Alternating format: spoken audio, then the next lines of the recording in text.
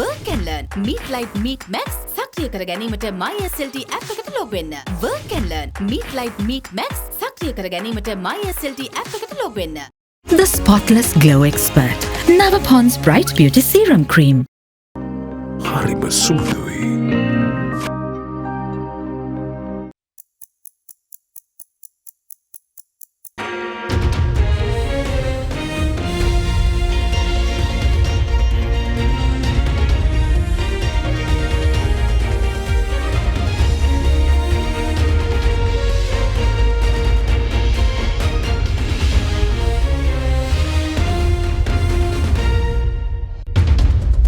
Tonight on First at 9, this Sunday, the 18th of December 2022. Compensation. MIPA to submit the final report on the assessment of environmental damage caused by the Express Pearl next month. No way. SJB MP Harsha De Silva says that the government will not be able to get the IMF bailout package by January 2023. From AdaDerana, this is AdaDerana First at 9 with Andrew Bernard. Live from Studio 24 in Colombo. Very good evening and welcome to AdaDerana 24's English News. Now, the funeral of prominent businessman Dinesh Shafter was held today at the Cathedral of Christ of the Living Saviour at Bauda Lokamavata, attended by many dignitaries and state officials. President Ranil Wickremesinghe and opposition leader Sajith Premadasa were among the leaders who paid their final respects to the late business leader. Many people, including politicians and cricketers, paid their respects to the remains of Shafter at his house yesterday and today.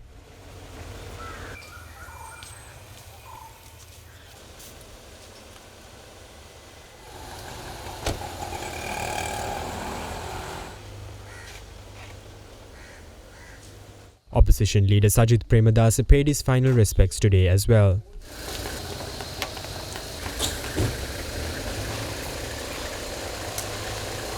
At around 11 am today, the remains of Dinesh Shafter were taken to the Cathedral of Christ the Living Saviour at Bauda Lokamavata for the funeral service held for the late businessman.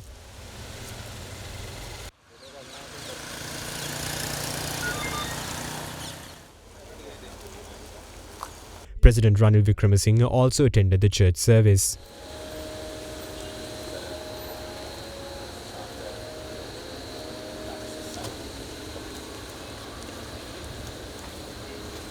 Soon after the funeral service that lasted for nearly 4 hours, the body of Dinesh Shafter was brought to the Borella Public Cemetery for burial.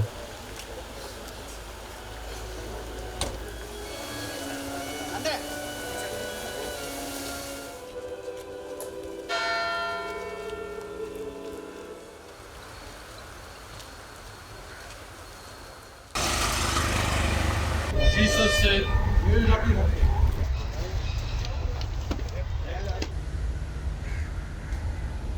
Now, meanwhile, the police said today that the Homicide and Organised Crimes Division of the CID has joined the investigation of the murder of Dinesh Shafter. The Homicide and Organised Crime Investigation Division of the Criminal Investigation Division are currently carrying out investigations into the mysterious murder of renowned businessman Dinesh Shafter. The officers of the division yesterday recorded statements from people working at the Borella Cemetery. So far, the police have recorded statements from over 23 people. Dinesh ශාප්ට මහත්මයාගේ ඝාතනය සම්බන්ධයෙන් මේ වන විට පරීක්ෂක ශ්‍රේණියේ නිලධාරීවුගේ මූලිකත්වයෙන් යුතුව කුඩා පරීක්ෂණ කණ්ඩායම් රාශියක් විවිධ ක්ෂේත්‍රයන් සම්බන්ධව පරීක්ෂණ කටයුතු ආරම්භ කරලා තියෙනවා. සංවිධානාත්මක අපරාධ සහ මනුෂ්‍ය ඝාතන සම්බන්ධ අපරාධ විමර්ශන කොට්ටාශයෙන්ුත් ඒ වගේම බොරැල්ල පොලිස් ස්ථානයෙන් තමයි විමර්ශන කණ්ඩායම් ක්‍රියාත්මක වෙන්නේ. ශාප්නින් මහත්මයා දැන් වසින් පිටත් වෙලා එන අතරමඟ කවුරුන් හමු වෙච්ච දර්ශන කාතය කොහේ නවත්තලා තිබුණ මොන හරි CCTV දර්ශන අපිට ලැබිලා තියෙන CCTV දර්ශන දැනට පරීක්ෂා කරනවා. ඒ වගේම තවදුරටත් CCTV දර්ශන සොයා ගැනීමට කටයුතු කරමින් සිටිනවා. බොරැල්ල කනත්ත කියන්නේ පාළු ස්ථානයක්. වෙන ස්ථානවල CCTV දර්ශන සොයා ගැනීමේදී යම්කිසි කාලයක් ගත වෙනවා. ඒ CCTV දර්ශන වලින් අපිට අපරාධකරුවෙක් තහවුරු ගැනීමට අවශ්‍ය කරන තොරතුරු මෙතෙක් ලැබී නැහැ. නමුත් අපි තවදුරටත් මේ සම්බන්ධව කටයුතු කරනු ලබනවා. මාධ්‍යයකට අනාවරණය කරන්නට අවශ්‍ය කරන ප්‍රමාණයේ තොරතුරු අපි සතුව දැනට නැහැ. Now, the final report on the assessment of environmental damage caused by the Express Pearl vessel is expected to be submitted to the Attorney General before the 15th of January next year. Chairperson of the Marine Environmental Protection Authority, Darshani Lahandapura, said that they have not yet received compensation caused by the express pearl to the country.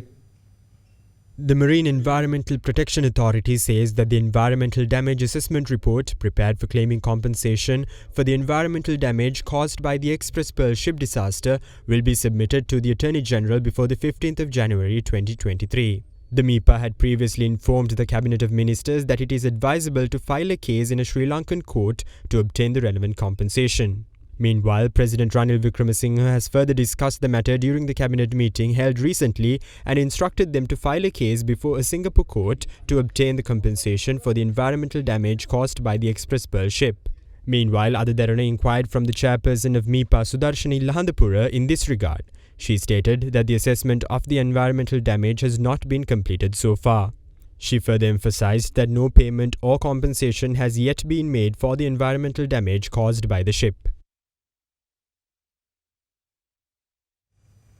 Now, 8 drug smugglers were apprehended by the Sri Lankan Navy off the seas of Dondra Head today. During the operation, large consignments of narcotic drugs was taken into custody along with a local fishing trawler. The apprehension comes at a time when authorities have launched several anti-narcotic operations around the island. The coordinated operation between the Sri Lanka Navy, State Intelligence Service, the Police Narcotic Bureau led to the interception of a suspicious local multi-day fishing trawler which was in the seas about 229 nautical miles off Dondra. Upon inspection, authorities discovered over 128 kilograms and 327 grams of crystal methamphetamine, also known as ice, 106 kilograms and 474 grams of heroin, along with 8 suspects. The apprehension was made by SLNS Samudra after a long surveillance operation on the high seas off the southern coast. SLNS Samudra also held another local fishing trawler with 6 suspects who arrived to replenish fuel to the drug-carrying trawler. The consignment of drugs and the suspects were brought to the Colombo harbour by the Navy this morning. Commander of the Navy, Vice Admiral Priyantha Pereira, also arrived at the Colombo harbour to inspect the consignment. The suspects held in the operation have been identified as residents of Tangol, Nakulagamua, Kosgoda and Balapitiya, and they are from the ages of 29 to 59. They will be handed over to the Police Narcotic Bureau for onward legal action.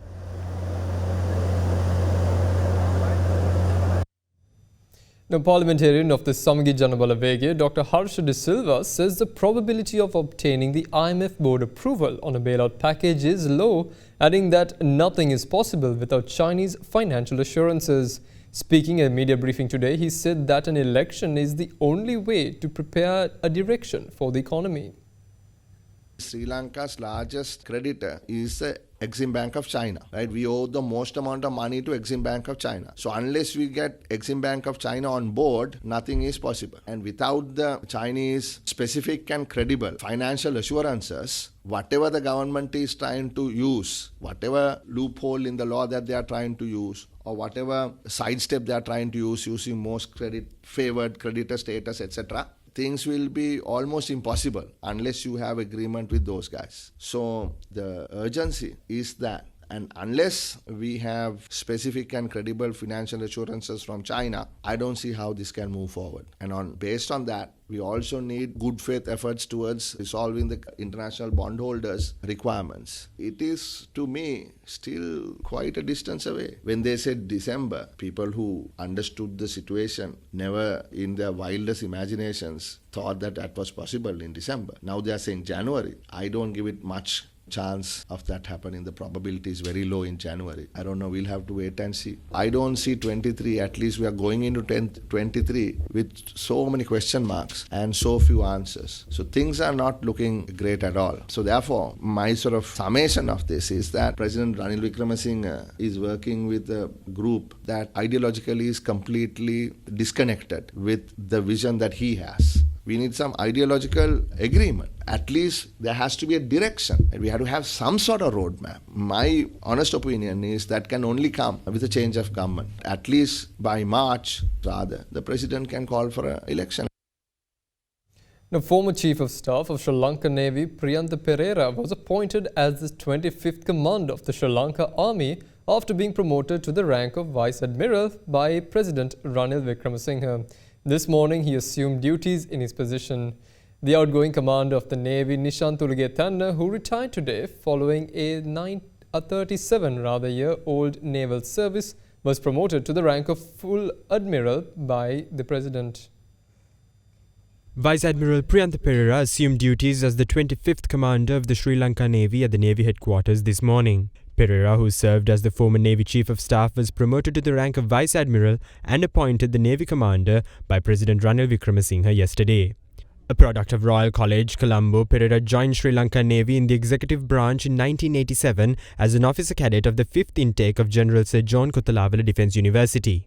During his naval career that is spanning over 30 years, Vice Admiral Perera held several commands such as the commanding officer of the Elite Special Boat Squadron and commander of the southern and northern naval areas. He also served in appointments of Director Naval Training, Deputy Area Commander North Central Naval Area, Director Marine Special Forces and Director Naval Operations. Vice Admiral Priyantha Perera is also a recipient of the Ranasura Padakkama and Uttama Seva Padakkama over his contributions during the Civil War. Now, another luxury cruise liner docked at the Colombo port early today with 108 tourists. More news on the other side of this break. Stay with us.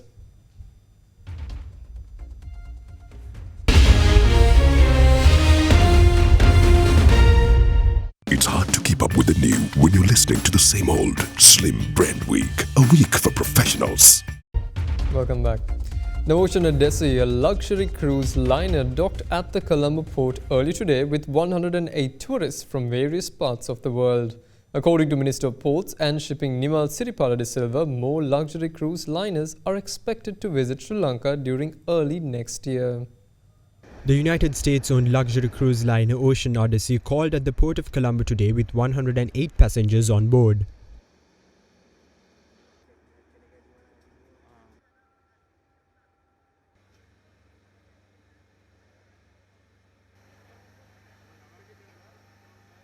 According to the Minister of Ports and Shipping Nimal Siripala de Silva, the cruise ship is scheduled to set off to Trincomalee tomorrow, and the passengers of the cruise liner are expected to travel within the country before boarding the cruise ship on the 21st of December at the Trincomalee harbour. Very glad to be here. Been here before and glad to see it again. Thank you. No, second time, yeah. I hope to enjoy my trip to Sri Lanka. Out of 80 years, it's the first time I've ever come to your country. Sri Lankaව කෙරෙහි ස්ථාවර භාවයක් විශ්වාසයක් අන්තර්ජාතික සංචාරකයන් අතර ගොඩනැගිලා තියෙනවා. පෙබරවාරි වල තවත් නැව් 4-5ක මීටත් වඩා විශාල නැව් ගණනාවක්ම පැමිණීමට නියමිතයි. The former chairman of the Human Rights Commission, Professor Pratibha Mahanama, reiterated its calls on strengthening Sri Lanka's lobby work at the United Nations Human Rights Council in Geneva against resolutions passed concerning Sri Lanka. Addressing a recent book launch, Professor Mahanama also said that the Prevention of Terrorism Act should not be abolished, adding that it should exist. The launch of book Prabhakaran's Ruthless Terrorism in the Guise of a Liberation was held recently in Colombo under the patronage of Defence Secretary General Kamal Gunaratne.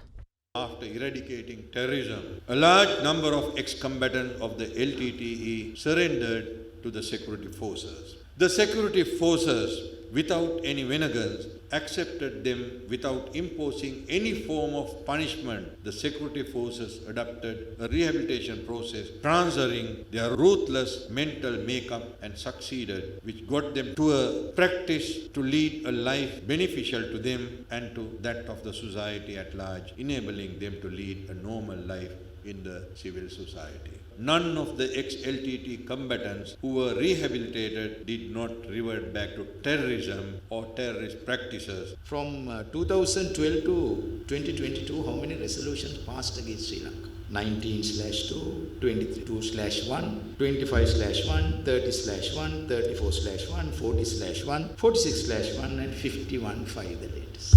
Under the new resolution, militarization, still they come up with that. Sri Lanka government, foreign minister, totally rejected this resolution, but still they are asking in the side sessions. Everyone defeated this war, but the lobby work is only within this country. That is the major issue. My argument, Prevention of Terrorism Act should be there in Sri Lanka. Even Switzerland, 2021 passed the National Security Act, and The government said, right, not the parliament, we will send this to people. Referendum was there. 59% Switzerland citizens voted for National Security Act in Switzerland.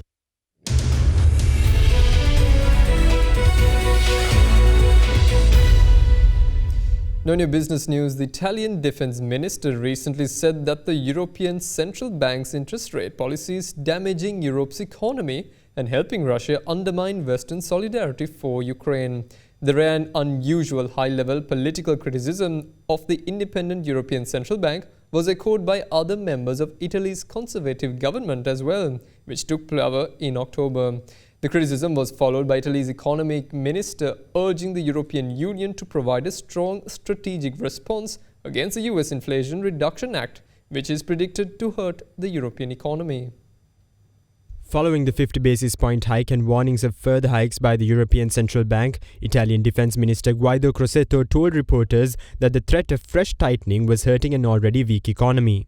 Crosetto said Russia was hoping to take advantage of the continent's economic crisis and put pressure on Europe to stop supporting Ukraine in an effort to bring the war to a rapid end and ease the energy crisis triggered by the Russian invasion. Crosetto said the ECB was failing to see the bigger picture and was just following economic theory. Higher rates mean higher borrowing costs for Italy, which has the second biggest debt mountain in Europe after Greece, limiting the government's ability to boost spending and meet its minor promises ahead of the September general election. Meanwhile, Italy's economy minister yesterday urged the European Union to give a strong and strategic response to US Inflation Reduction Act, which he said was posing threats to the national economy. The European Union fears that the $430 billion scheme with its generous tax breaks for domestic production of energy sector components may lure away EU businesses and disadvantage European companies from car manufacturers to makers of green technology. Now, according to Chinese officials, China will coordinate its monetary and fiscal policy to help the economy rebound following a steep downturn in the aftermath of COVID-19 pandemic. Key officials from the central bank and the Chinese finance ministry recently spoke to state media on the plans ahead subsequent to the Central Economic Work Conference, which sets the agenda for the future of the Chinese economy. Yesterday, state media quoted a vice governor of the People's Bank of China stating that China will maintain reasonably ample liquidity in financial markets while better serving needs from the real economy next year. According to the vice governor, monetary policy in 2023 will ensure a sufficient amount of liquidity and the structure will be accurate to aid key sectors. State media further quoted that the funding cost will remain reasonably flexible with little ups and downs. At the same forum, Vice Finance Minister Zhu Hongkai said China will also implement a proactive fiscal policy next year, setting a reasonable deficit ratio and the size of local government special bonds. According to the minister, China will appropriately expand the areas where special government bond funds can be invested and used as capital. The remarks by the senior officials came a day after the Central Economic Work Conference, an agenda-setting meeting where Chinese leaders said they would focus on stabilizing the $17 trillion economy in 2023 and set up policy adjustments to ensure targets are hit. And that's all the news we have for you this evening. Join us again tomorrow for the very latest at the very same time. Follow us on our social media for more updates. Have a pleasant evening and good night.